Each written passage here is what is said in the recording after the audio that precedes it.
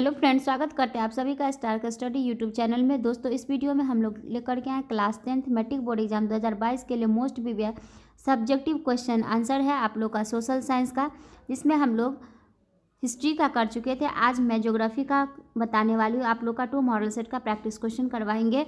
ये short type answer question है और लॉन्ग टाइप भी इसमें आंसर है।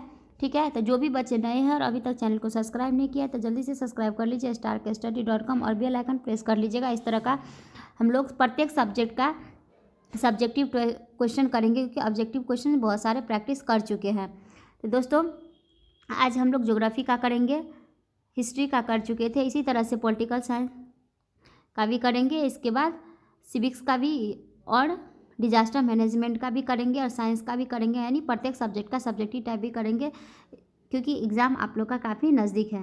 ठीक है, और भी क्वेश्चन मॉडल से प्रैक्टिस करना चाहते हैं तो इसके लिए वेबसाइट starkstudy.com पे आप लोग विजिट कर सकते हैं। वहाँ से बहुत सारे मॉडल सेट प्रैक्टिस कर सकते हैं। तो चलिए शुरू करते हैं। देखिए क्वेश्चन क्या है यहाँ पे ज्योग्राफी का, लघु उत्तरीय प्रश्न short type question answer in प्रश्नों में से उत्तरीय किन्हीं 3 प्रश्नों के उत्तर दे, प्रत्येक प्रश्न के लिए 2 अंक निर्धारित है। ठीक है, तो देखिए 1 बाय 1 करके हम लोग क्वेश्चन पढ़ेंगे, फिर सारा का मैं आंसर भी बताऊंगी। देखिए यहाँ पे सारा का आंसर भी है। तो चलिए शुरू करते हैं। देखिए क्वेश्चन है कि पट्टिका कृषि से आप क्या समझते हैं। फिर क्वेश्चन है सेकंड नंबर, पारस्परिक एवं गैर पारस्परिक ऊर्जा स्रोतों में प्रत्येक के 2 उदाहरण दीजिए। नेक्स्ट क्वेश्चन है हरित क्रांति से आप क्या समझते हैं। मोस्ट प्रीवियस क्वेश्चन है। अगर हम लोग सारे मॉडल से प्रैक्टिस करेंगे तो ऐसा एक भी क्वेश्चन है कि आप लोग के एग्जाम में नहीं आएगा। ठीक है, ये मेरा गारंटी है, 100% आएगा। ठीक है, नेक्स्ट क्वेश्चन है सार्वजनिक तौर पर निजी उद्योग में क्या अंतर है। जैव विविधता क्या है, रेड डाटा बुक क्या है। ये भी क्वेश्चन मोस्ट प्रीवियस है। मॉडल सेट का जो भी क्वेश्चन है वो आप लोग एकदम रट ही लीजिएगा। ठीक है, तो चलिए 1 बाय 1 करके हम लोग आंसर भी करते हैं। फिर यहाँ पे दीर्घ उत्तरीय भी, इसमें ज्योग्राफी में 2 ही क्वेश्चन आता है। देखिए क्या है, पहला है कि जल संरक्षण से आप क्या समझते हैं। नेक्स्ट है कि धात्विक एवं अधात्विक खनिजों में प्रत्येक के 2 उदाहरण दीजिए। तो क्या कहता है कि प्रश्न 27 और 28 दीर्घ उत्तरीय है, किसी एक प्रश्न का उत्तर दे, प्रत्येक प्रश्न के लिए 4 अंक है। ये दोनों में से सिर्फ एक का ही आंसर करना है। ठीक है, तो चलिए सारा का आंसर भी कर लेते हैं। पहले लघु उत्तरीय का करते हैं। देखिए पट्टिका कृषि के अंतर्गत बड़े खेतों को पट्टियों में बांटा जाता है।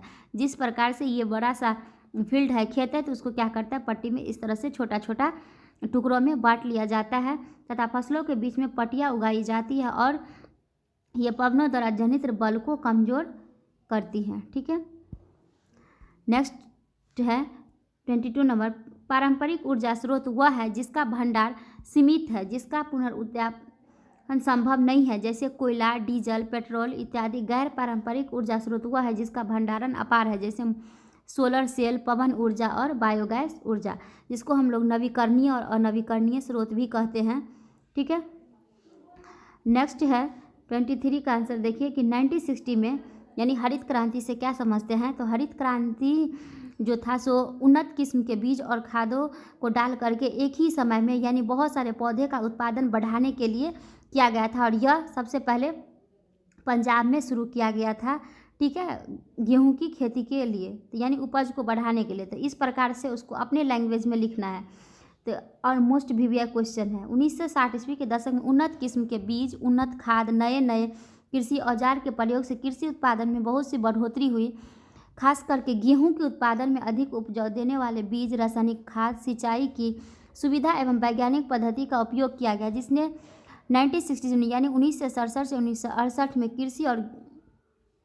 कृषि और विशेषकर गेहूं के उत्पादन में क्रांतिकारी परिवर्तन आया। कृषि से जुड़ी हुई इस क्रांति को हरित क्रांति कहते हैं। मोस्ट प्रीवियस क्वेश्चन है। ठीक है, नेक्स्ट है 24 नंबर का आंसर। देखिए सार्वजनिक उद्योग वह है जिस पर आम जनता का अधिकार होता है, जैसे कोयला उद्योग। निजी उद्योग वैसा उद्योग है जिस पर कोई खास निजी व्यक्ति का अधिकार, तो जैसे टाटा स्टील उद्योग।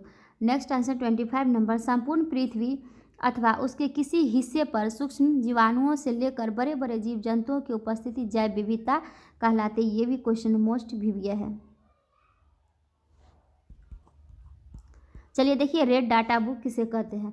तो रेड डाटा बुक ऐसी किताब होता है जिसमें विलुप्त हो रही जीव जंतु की सूची बनाई जाती है, यानी कि जो ख़त्म होने के कगार पे है, ठीक है। जैसे एशियाई हाथी हो गया, नीली भैंस हो गया, काला हिरन इत्यादि, जो कि अब बहुत कम मात्रा नहीं, यानी नहीं के बराबर में दिखता है, तो इसी को प्रजाति को क्या कहा जाता है, उसको रेड डाटा बुक में ऑब्जर्व करके रखते ताकि हमारे आने वाले पीढ़ी के रूप में एक दिखाने योग्य रह जाए। अब देखिए दीर्घोत्तरीय का आंसर भी पढ़ लीजिए। तो क्या था, जल एक अनवीकरणीय संसाधन, अतः इसे सीमित रूप से खर्च करने की सलाह दी जाती है, अर्थात जल उपयोग पर नियंत्रण जल संरक्षण कहलाता है। इसीलिए हम आप लोग को भी बताती हूँ कि जितना कम हो सके उसे ना ही जल का यूज करना और पुनः चक्रण करके पुनः यूज करना चाहिए। जैसे कि अगर हम लोग सब्जी धोते हैं जल में, तो वो सब्जी धोया हुआ जो पानी उसको वैसे वेस्ट नहीं करना चाहिए, किसी प्लांट के पौधे में गमले में डाल देना चाहिए, जिससे क्या होगा, उसका यूज हो जाएगा। और वर्षा जल को संग्रह करना चाहिए।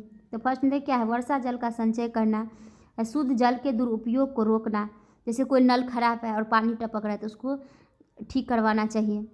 थर्ड है कि जलाशय का निर्माण कराना ताकि जल को ऑब्जर्व किया जा सकता है। नेक्स्ट है 28 नंबर का, धात्विक खनिज वैसा है जिससे धातु प्राप्त किया जाता है, जैसे जिंक, ब्लेड्स, क्यूप्राइट।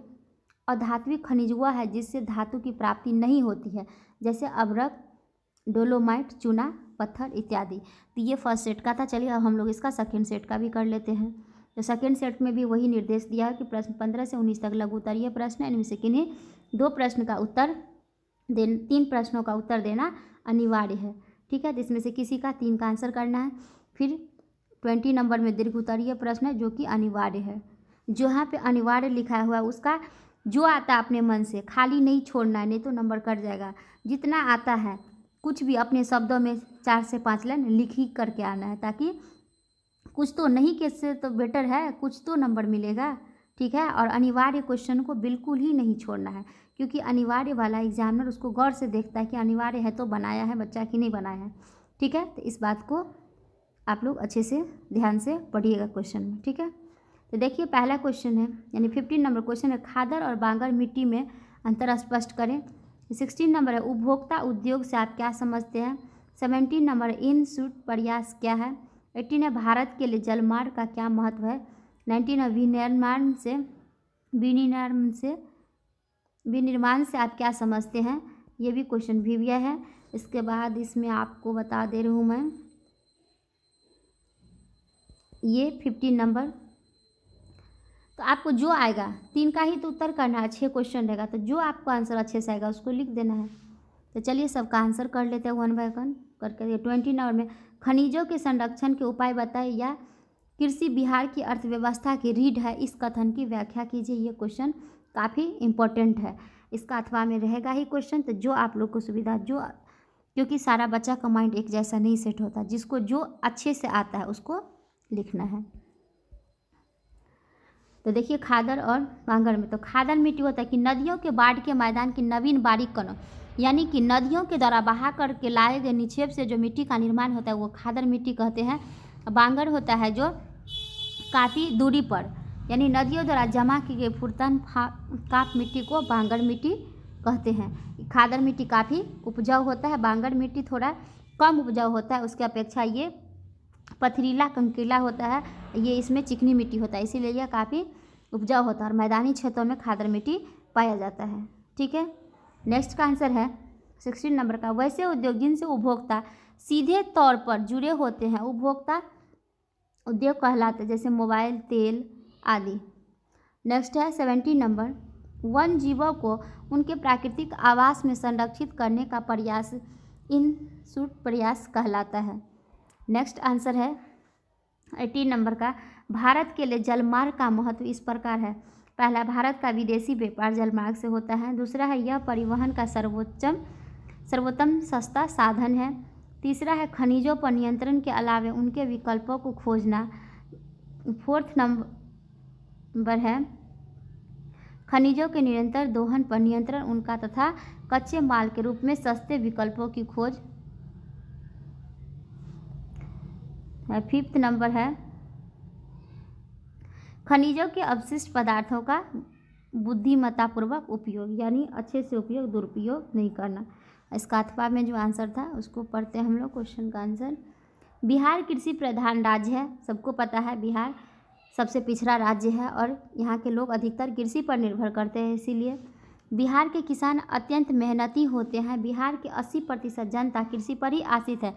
झारखंड अलग हो जाने से बिहार लोगों के लिए कृषि का महत्व अधिक बढ़ गया है।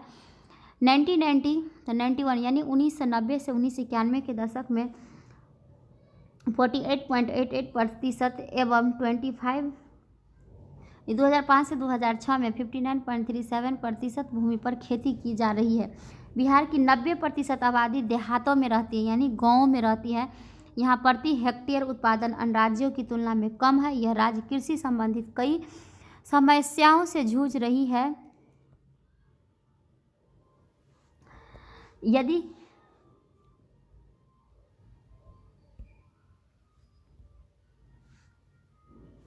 यदि कृषि मारी जाती है तो बिहार की जनता भूखमरी एवं गरीबी का शिकार हो जाता है।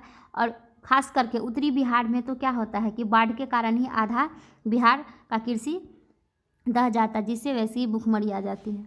गांव में कृषि कार्य में लगे रहने वाले मजदूरों को कृषि की आजीविका चलाती है।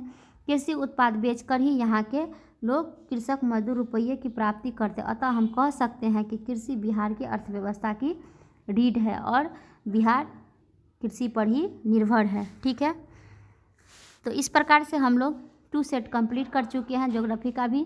तो अब नेक्स्ट सेशन में मैं सिविक्स का लेकर के आऊँगी और डिजास्टर मैनेजमेंट का।